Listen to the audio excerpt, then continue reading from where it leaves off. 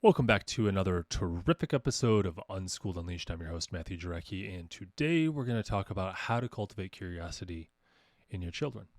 We want to ignite that spark. And I think curiosity is very, very important, and that's why we want to do that. And I basically I spend a lot of energy trying to cultivate curiosity and wonder, because I think that's what leads to learning. I think that's what leads to their motivation to learn, especially at this age. Some of the ways I came up with this stuff is just going back in time and looking at life through my own eyes at their ages. And even the way I look at the world now that's benefited me, and just, there's wonder in asking yourself questions on why the world is the way it is. Why the sky changes color at a sunset, or why, I don't know, astronauts on the moon seem to be moving in slow motion. And these things lead to learning, of course, because the first thing I do is pull out my phone or, talk with someone, and I learn a lot. So curiosity, something you definitely want to build. The first way and this might be the most obvious, the first way I try and ignite that curiosity is I follow the questions. Children's questions are stepping stones to giving them deeper knowledge. So an example of this in my kids' life right now that we're going through is their curiosity about World War II. And part of the reason they had that curiosity about World War II is, we're going back, but part of it was why is the world the way it is today? The structure, why are there borders the way they are today? Going back and tracing through that helped them understand maybe what we're trying to avoid in the future. Even talking about current politics of today, global politics, you have to go back to World War II to really understand all this stuff. And that was a really monumental event. So when they were asking questions, I started talking about, here's what happened and all this stuff and da-da-da-da-da. And they're just like, oh, that's interesting. And I'm like, yeah, we got stuff on this documentary over here that can explain it in a lot more detail and give you a lot better picture. And they're like, yeah. And then they dove into history in World War II. So now we're going to try and find another documentary since we finished up that one. Probably, it's hard to find one on the World War One. At least I, at a glance, haven't found one. Found more World War II documentaries, so we might do that too. Maybe the Vietnam War, because we started talking about the Cold War, and that might actually be a nice segue, is learning about the Cold War then. We already talked about it once. We talked about Vietnam. We talked about the fall of the Berlin Wall and how significant that was. So, I don't know. To be determined. But take home, we followed the questions. They had questions. I tried to answer them. They wanted to know more. They found it interesting, and we dove in. So there it is. Next item I have is real-world teaching moments. Now, this might seem obvious too, but how busy are we? We want to take what's happening with us right in the moment, even at the inconvenient times, and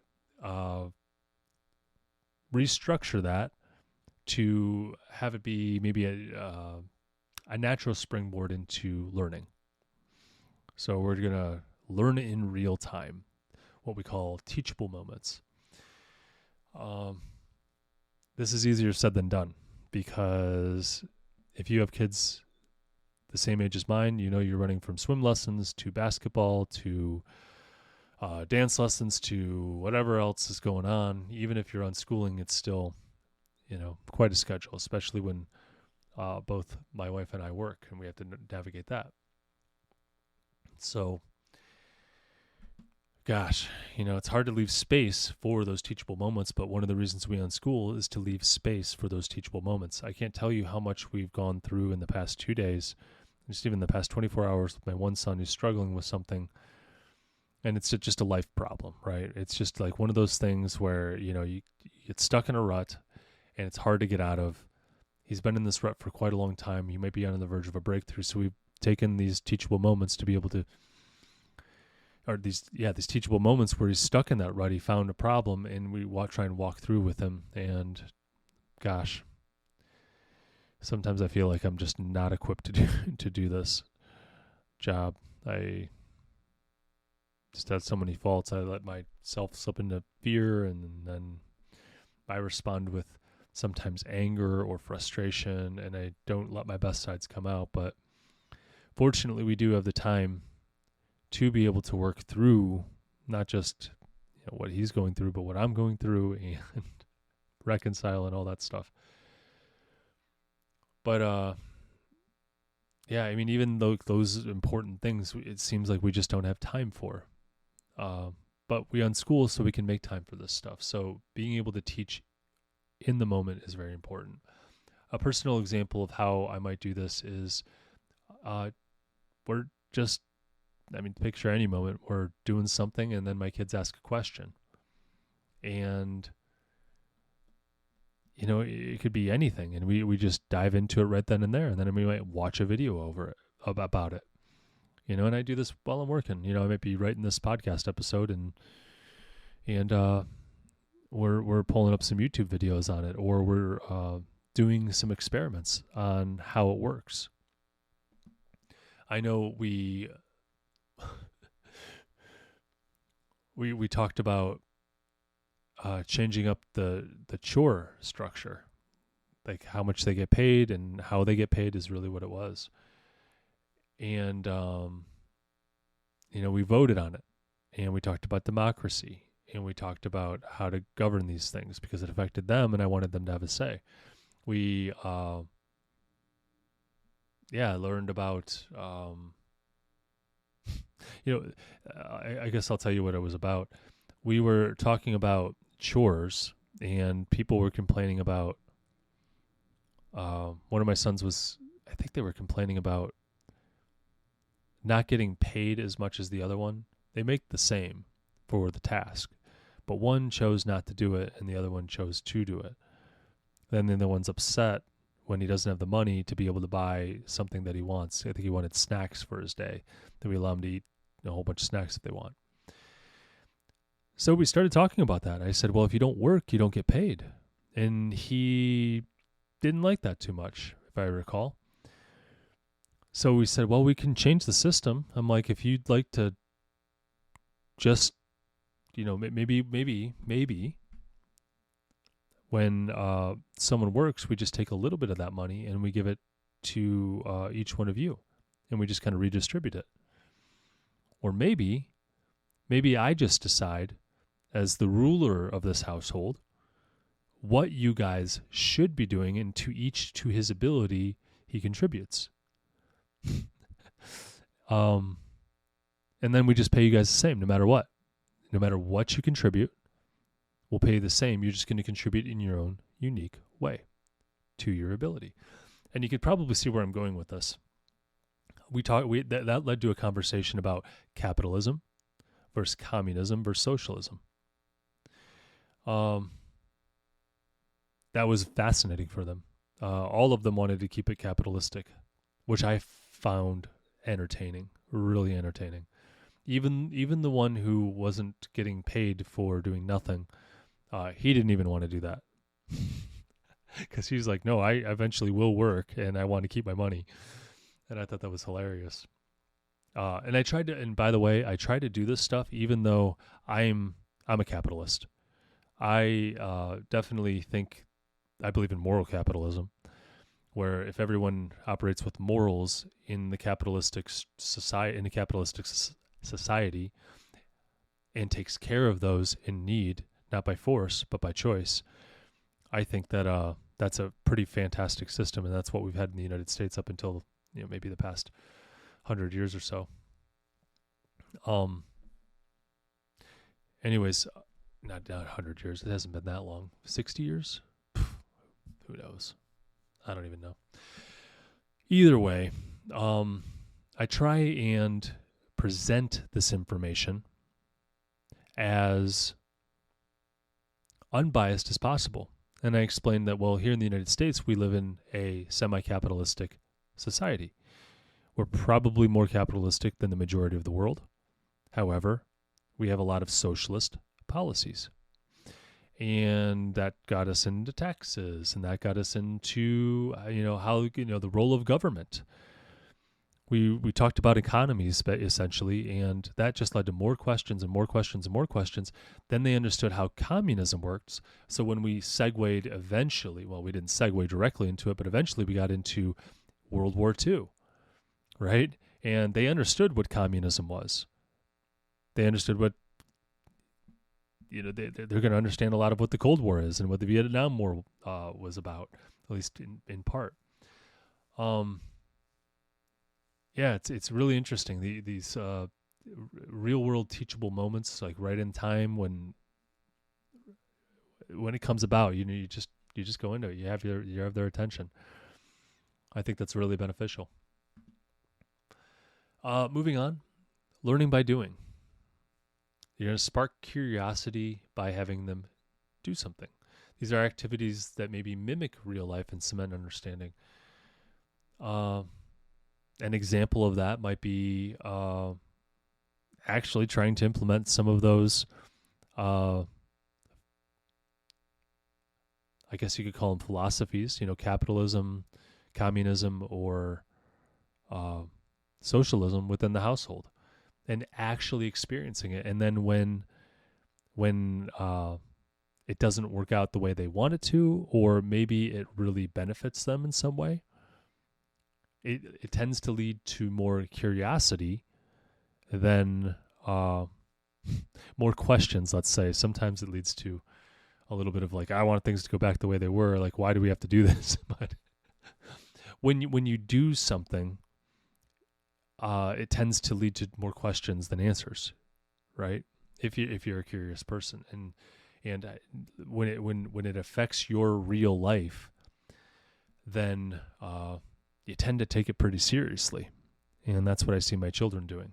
So learning by doing is just another way to build up that curiosity in order to catapult into the next or springboard into the next journey.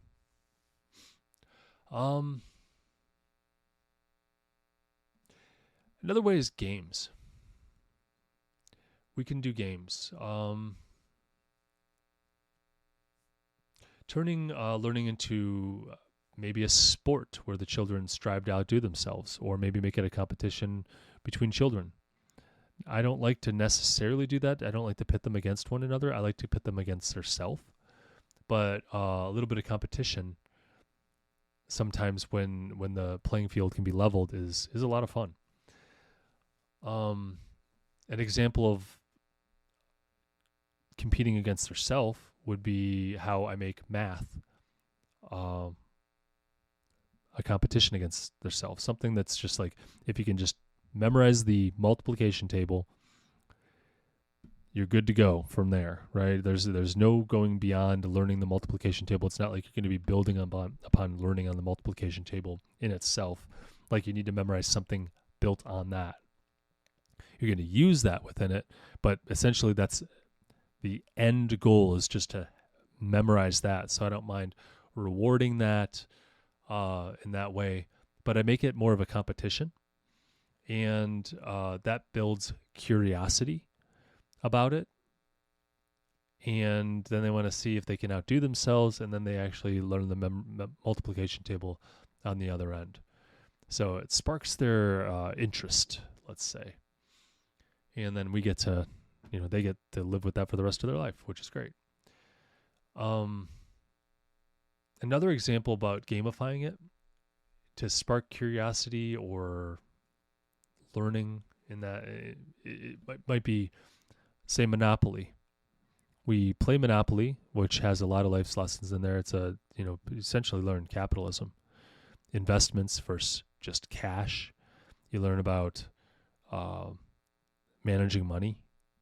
You could lose the game if you go bankrupt. I always have my children, usually the one who's weakest in addition, to be the banker, and they have to verify everyone's got it right. And that gives them a lot of practice, and it's a fun way to practice. I give them a pen or a pencil and paper, so they can do anything that they're having a hard time doing in their head. They have to write it out, and we'll wait. We'll be patient.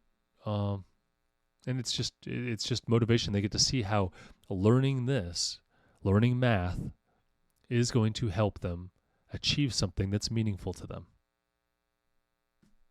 And games are important to kids, so it works. Next, connecting interests with learning. This sparks curiosity. We align learning activities with what the children love, and this is really the philosophy of unschooling, right? We're interest-based, or child-led interest-based learning. We're going to follow what the child really is into, and they are curious beings. They want to learn. That's what they do. They are literally little question askers constantly if you let them. That's good. That's great news for the unschooler. That means our philosophy is holding true, right? An example in our learning journey, or my children's learning journey, has been, let's go back to the chore stuff, because my children have recently been interested in chores again. At least one of them has. And he wants to go over and make some money because he wants to buy a lot of stuff. He wants to get some, Pokemon cards, or I know he wants candy. So we were going over, I don't even remember. I really can't remember. It was something with chores. And then I asked him, I said, you want to know how much money you can make? Oh, we were doing math. That's what we were doing. So we were going over math again. And I said, you can use this stuff to figure out how much you're going to make. Use math. And he's like, really? And I'm like, yeah, I know you have some savings goals. So we could actually figure out how long it'll take you to save it. He's like, oh, that's cool.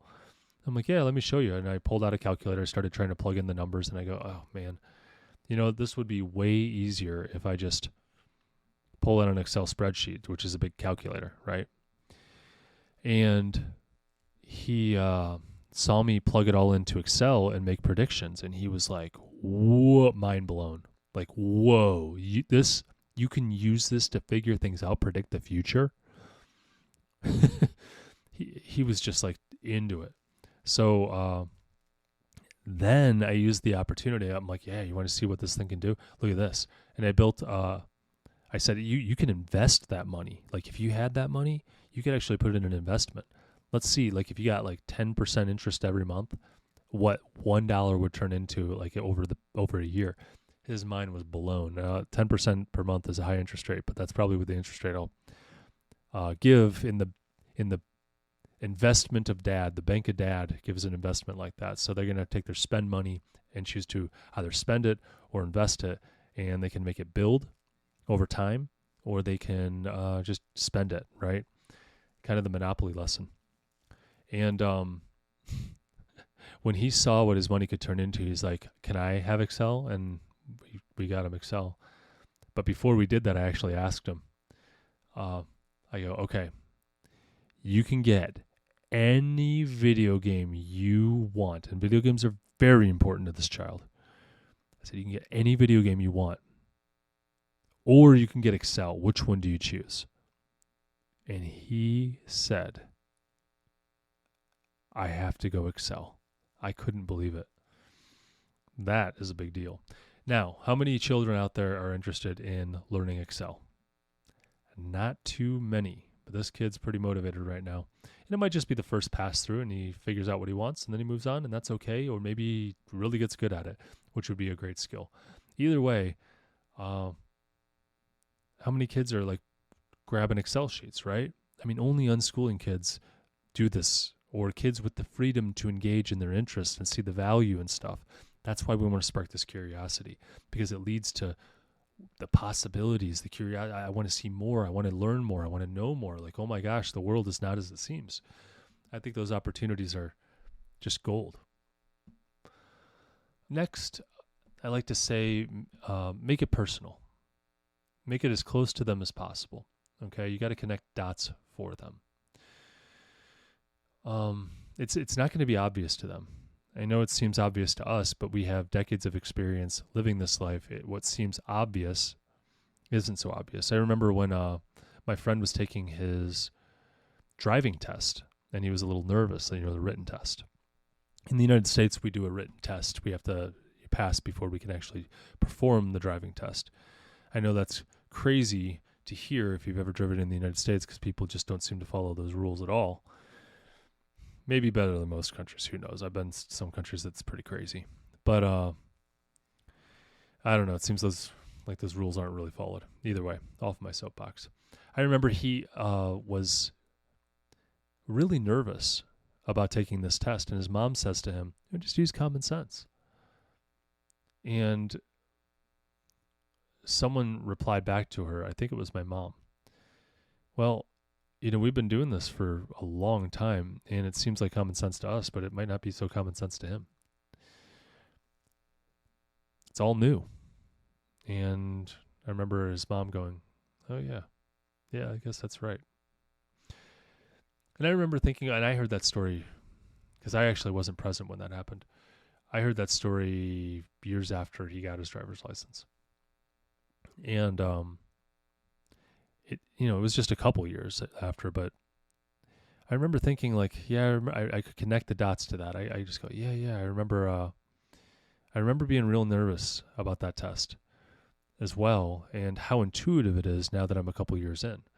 Your kids don't have any of those connections. They don't. It's not personal to them. It's not relevant to them. So anything you can do to help with that will help fuel curiosity. Potentially, anyway. At least it's one of the strategies. An example is we did the World War II thing. And I always go back to the stuff we've done. And World War II has been very big lately. We studied that, and one of the ways I made it personal is talked about the industrial might of the United States when it entered the war, and how that was such a strength. And my city of Cleveland was one of those places that was a major contributor. It's an industrial city. It still is to this day. And they gave them a little bit of pride. It was like, oh, yeah, I see these steel factories. I see these other factories. I see the smokestacks and the big barges going up and down the river and in the lake, all that stuff with, filled with whatever, industry stuff. And, I guess it makes it real for them. I remember showing them pictures of my grandfathers and talking about how one was in the Army and one was in the Navy. And it just made it real. These are real people. These are my grandma and grandpa. And they're like, oh, wow. And these people who fought in this. At least one of them did. The other one got out right before, the one who was in the Army. He was airborne, and everyone in his unit died. So he would have probably been dead. And instead, my grandmother pressured him to get out and marry her. Thank God he listened. The other one saw combat over in the South Pacific. And he was not a machinist. He worked down in the, I think it was a diesel mechanic or something. And then the other, I guess he had two titles back then. The other or two jobs. And every ship you had two jobs. One is the one you were trained for. The other one is combat. So he was a gunner. And yeah, super crazy. So we talked a little bit about that, and it was like, and they're watching what their grandfathers went through, their forefathers went through. So made it as personal as we can, and that really made it real, real as it can be anyway. We talked about me being in the Army. I was in the United States Army, and how, and them watching war was like, you put yourself at risk like that. I don't want to glorify it by any means, because I really don't know if I want them in the army. I want them in the army, or military. It's going to be up to them, of course, but man, I'd rather be in myself. Anyways, moving on. Sometimes what it takes is giving them their own independence to be able to choose what they want to learn, what they want to do. Self-reliance blooms this independence, and learning then follows. They start to say, well, they really get an ability to learn about their self and where their deficiencies are, where they excel, and that leads to more curiosity about where that might go, whether it is deficiency or something they're good at. Because when you're deficient, you go, well, what do I need to do to get better? What do I need to know? Oh, that's interesting. Now I have 3 different options. Why don't I go with this option? Try that out. No, that didn't work. Let me try this one. You get to learn, and you get to learn you get to learn new skills, everything. When you excel at something, you go, oh man, I'm really good at this. Well, why am I so good? What am I doing exactly? What else can I do to get better? Man, I'm killing it over here. Like that kind of thing. It's fun. Learning should be fun. I know I'm trying to think of a personal example where we give this independence. We try and give as much independence as possible. Our philosophy is have them learn as young as appropriate, essentially, which is usually learn as early as possible. We believe that because we have a built-in safety net called parents that will jump in if it gets too rough. I'd rather have them learn hard financial lessons now, like they spend all their money on a video game, or they didn't even got there, haven't even learned how to save yet, spend all their money on candy and learn that maybe they should tuck a little bit away for future things that they might want, rather than spend it all, and live paycheck to paycheck. Maybe have a savings goal, stuff like that. I'd rather have them learn that lesson now on candy, which is still incredibly impactful in their life, than when they get a family and children, or maybe they're on their own, right? But I always picture they're with their family and they got children, and it's like, oh my gosh. And then they have to learn this lesson the hard way. No. I think we want to have them learn as early as possible with that. And we protect them from a lot of the consequences. I know that sounds counterintuitive. You think you'd want them to suffer all the consequences, but we do protect them. We want the minimal amount of consequence to learn the actual lesson. So we always say you can learn the easy way or the hard way. And we try and teach them. We give them a little bit of grace with what they do. And then they continue to mess up. We say, it sounds like you want to learn the hard way, and we're going to let you. You're going to learn this. And that way, it sounds cruel at times, but I think it's the best way to love them. Allow them to fall flat on their face while they're in your house, while you have influence, because they're going to need it. They're going to need you. They're going to need your influence to get back up. Either that, or they learn it when they're 18, out on their own for the first time, and they're surrounded by people who are very immature and making unwise decisions, and that's who they're going to. For advice, doesn't sound like a good plan to me. So, of course, as appropriate.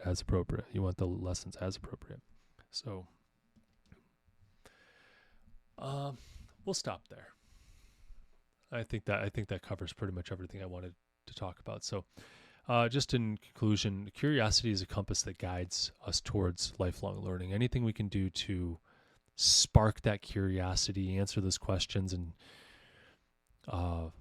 lead to more curiosity, I think is a good thing. And is in unschooling, that's, you rely on that, right? Interest-based. It's child-led, interest-based. You rely on that curiosity. So any way we can, as parents, spark it and then provide tools to be able to learn the skills necessary or whatever they need to make it to get to the next level, if you want to call it that. That's our job, right? And we want to guide them too. We want to give them, but we want them to learn on their own. We want them to respect what we say and take it seriously, but then at the same time, have the autonomy to make mistakes and learn that hard lesson so that way they self-correct. And it's a balance, guys. It's very, very difficult going through that right now. So with that, stay curious, stay unschooled, and stay away from the algebra nightmares. I'll catch you in the next episode.